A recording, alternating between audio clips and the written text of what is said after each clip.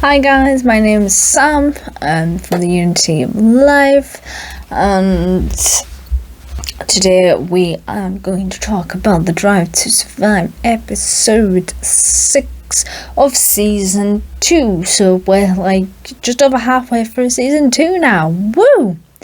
Who doesn't want that? So just a quick recap of what happened in the last video, because this video is pretty much linked.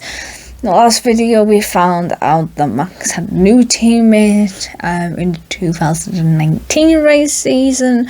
After his last teammate, Daniel Ricciardo, decided to move on to pastures new and change teams. He was put with Pierre Gasly. However, Pierre was under an awful lot of pressure and didn't give the Red Bull the results that they were after, and so he was replaced halfway through the 2019 season. So he was actually replaced with Alex Albon. So Alex was brought into the last 9 races for Red Bull in 2019.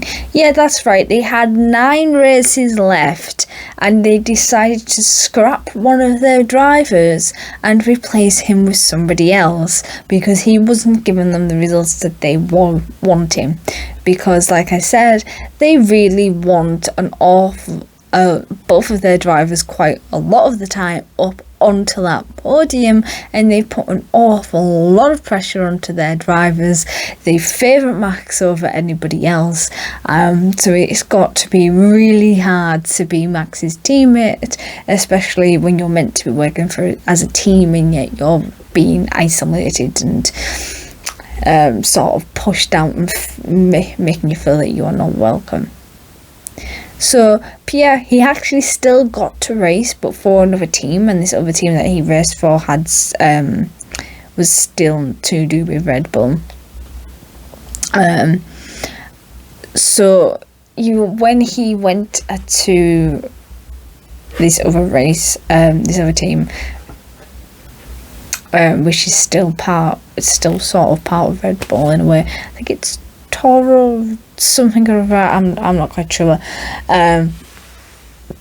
His whole goal was to get back to Red Bull, being in that driver's seat where he originally was. If I was him, I would have just stuck one finger up at them and been like, sod you, I'm gonna prove that you made the wrong decision, but I ain't coming crawling back. And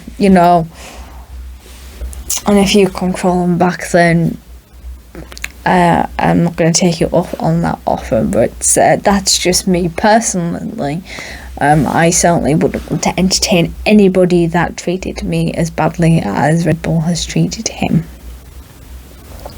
So in the very first race, this is where things got a little bit interesting. In that very first race, that Alex was now in the Red Bull seat and he drove and Gasly was in his new team, Max crashed out, so he didn't finish the race, and Pierre actually got ahead of Alex. So this was the Spa Grand Prix. However, Alex did eventually overtake Gasly. And also in this sort of, that to me would scream that, he's in a team that isn't putting all that pressure on him, the press isn't putting all that pressure on him, so he's lost all that pressure, he's much more relaxed, so he's able to get better results in a different team than what he was with Red Bull. So I think that should really be an eye-opener to Red Bull. However, they were like, we'll continue to look at his performance, and if he improves, then yeah, we'll consider taking him back. That hasn't happened yet, okay? Well, like 2 years on, and even Alex got scrapped and somebody else came in. So,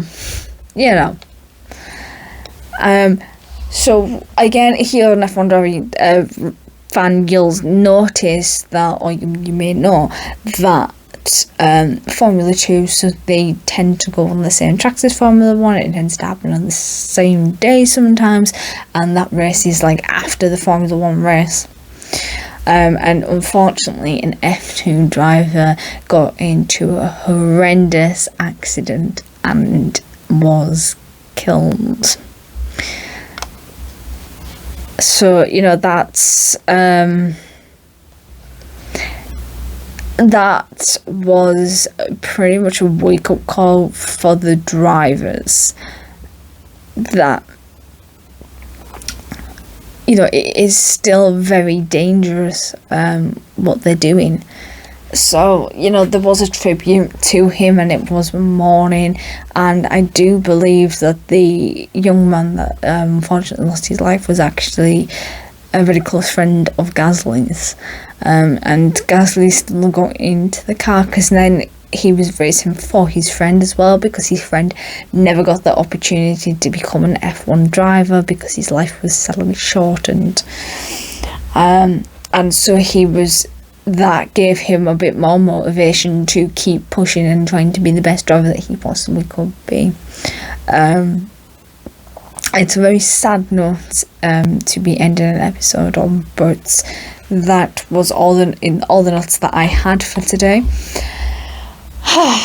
So yeah, I mean, that death of that F2 driver, it shook everybody up in F1, because I think a lot of the time they kind of forget the danger and the risk, and when something like that happens, it's a horrible reminder that these things can still happen, and it will shake you a little bit, because then you realise you're putting your life at risk to do something that you love, and it, you know, for most of them, well, all of them, it's their dream job, it's what they've always wanted to do. So, you know, I think maybe the benefits do outweigh the risks. However, there is obviously a lot of safety precautions in cars, so deaths don't happen all that often. Unfortunately, like we've just discovered, they do still occur, but it's much more rare and a lot more unlikely now than what it was when Formula 1 first started. So, if you liked any of the content that I have been doing, click on my face, it'll be down here, and that will mean that you subscribed and you've joined the Unity of Life family. And for the previous videos that are linked to this, will be a playlist down here. So don't forget to always stand up for what you believe in, and fight for every single day. You've got to fight for change, because change just does happen, and it starts off with tiny little baby steps, and you know, change does start with you. So as soon as you stand up and you fight for what you believe in and you fight for this change, it's going to happen, because more people are going to follow. And that's what we're all doing here in the Unity of Life. We're fighting for that change, and we're going to try and help support other people who are fighting for that change as well. So I will see you in the next video. Bye.